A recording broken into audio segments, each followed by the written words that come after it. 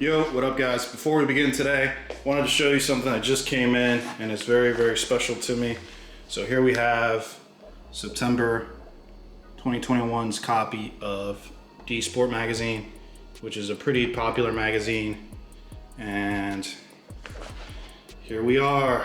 Morrison Fabrications was nice enough and very, very cool enough to feature my Evo on their ad, and this is so special to me. I know it's not the cover, I know it's not anything crazy, like I'm not really being featured on it, but just for such a reputable company to feature me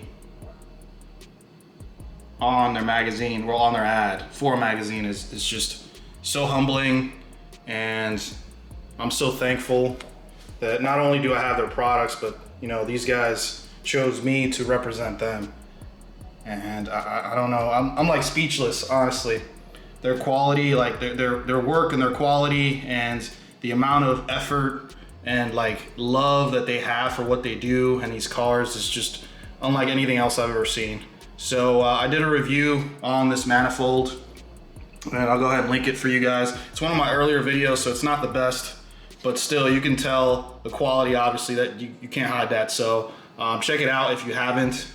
And if you need anything from them, they're not paying me to say this or anything like that. I'm literally telling you, this is the best customer service experience I've ever had with anybody. Like, and go watch the video and you'll get to see for yourself. To this day, it's been over 2 years and I still keep up with them. They still ask me how everything is. And just overall, I'm so pleased that not only do I have their parts, but you know, I found them, and overall just very happy with everything.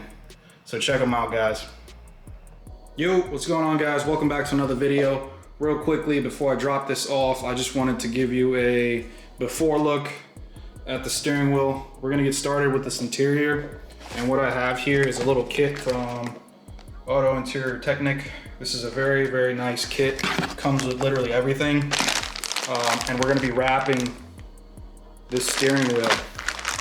So by we, I mean my friend, because I'm not good at these kinds of things. So I'm actually gonna drop it off to my friend. He's been getting really good at these wraps. He's done quite a few. And fortunately for me, he's a good guy, so he's gonna do it for me. So went ahead and took the steering wheel off. This is actually my first time taking this off. The steering wheel isn't in too bad a shape. However, it's definitely time for a refresh. I'm trying to clean up everything in the car to include the interior. And it wasn't that difficult to remove. Took about 10 minutes or so.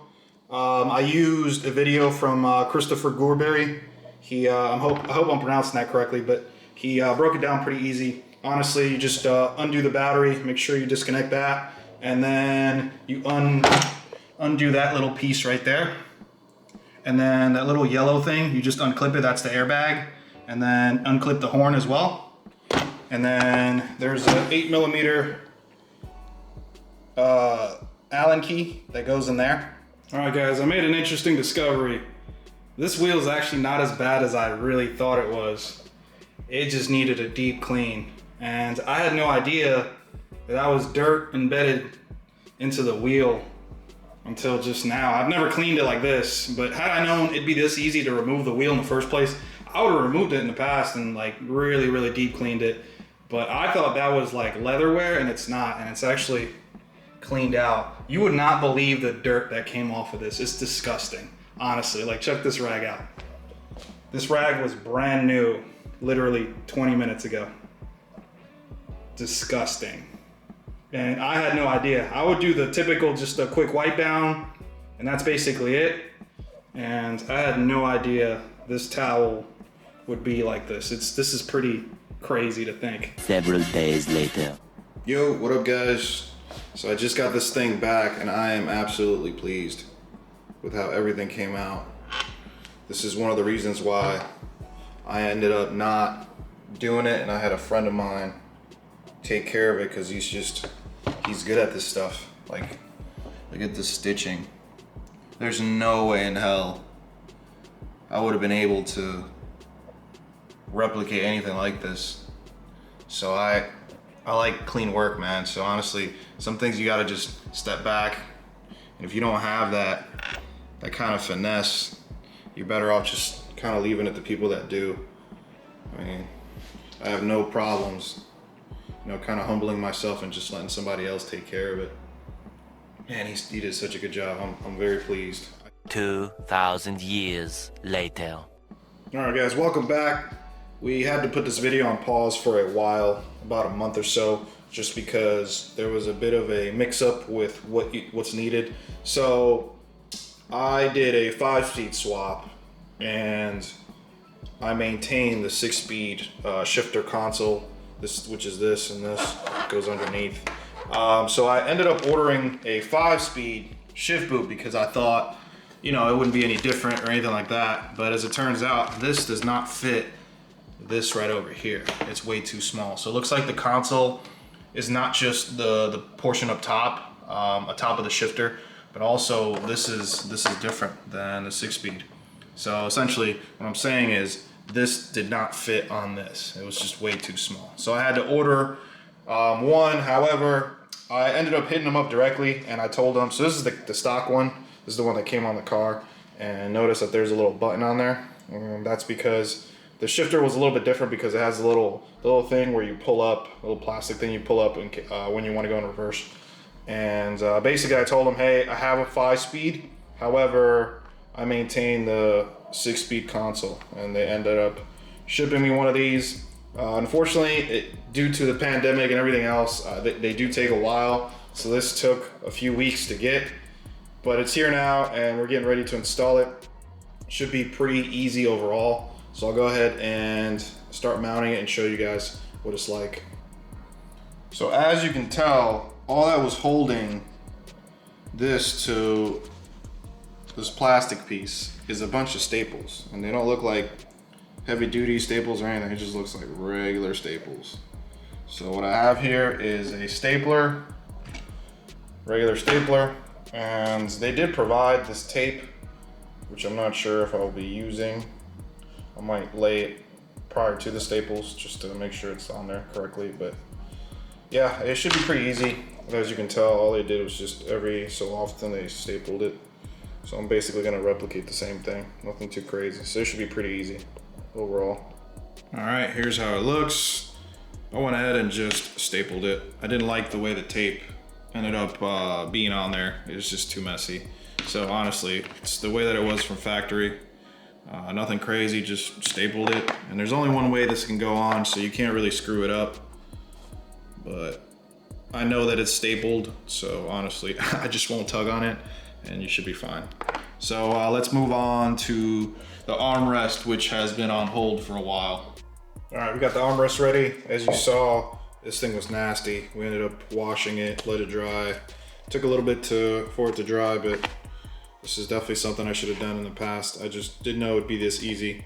So for those of you just watching this and you aren't necessarily doing this, you can clean this up by just removing these bolts over here, and basically I just use soap and water, nothing crazy. But anyways, let's get to it. First thing you're going to do is make sure they line up, and then you're going to use this tape all over here. I'm not going to waste too much time going over it just because there are how-tos already on this, and then not to mention these guys do a very good job writing a how-to. So honestly, just follow their directions and you should be good. That's what I plan on doing. There are some how-tos on YouTube as well, how to do this. All right, here we are, and we're all taped up. Just be mindful that you may need to trim some of it, quite a bit of it actually, to get it to fit, because you want pretty much every side, every little part to have some tape on it. So next thing's easy, you just peel it off just like you would any double-sided tape, and then you kind of just got to finesse it and massage it in there. So hopefully this is not too painful. All right guys, here we are. Here's the aftermath. It wasn't too bad, just required a lot of finesse and took a little bit of time. But there it is overall. And there's the shift boot on the console. I am gonna wait to get this stuff on the car just because I want to clean the seats and the interior before I do that, and I don't want to get any water or anything on there. So unfortunately today it's raining, so it'll have to wait till probably a couple days from now. But you guys will all see it in the same video. Overall, here it is. Wasn't too bad. And then all this stuff, all this excess stuff will obviously clean up once we get it on the actual car. But I'm pretty pleased overall, looks good. All right guys, one final look at the finished product. Check that out. Check that out. Last but not least, came out real good, man. Really happy overall. I don't have it all the way in just because I have a few more things to do. So that's why that console over there is not all the way buckled in. But overall, it just looks so good. And then to top it off, like, it goes so well with everything else. Clean, simple, OEM plus, even matches with the truss gauges. And then one really good thing, you can actually see the stripe through. My windshield's a little bit dirty, but you can see the stripe through there. So it just looks really good. And then not to mention with the red accents on the wheels. So overall, man, it looks so clean. Very happy with everything. Everything came out. So that's gonna take care of it for this one, guys. I got more stuff, obviously, as you can see, for another video. So stay tuned for more. Peace.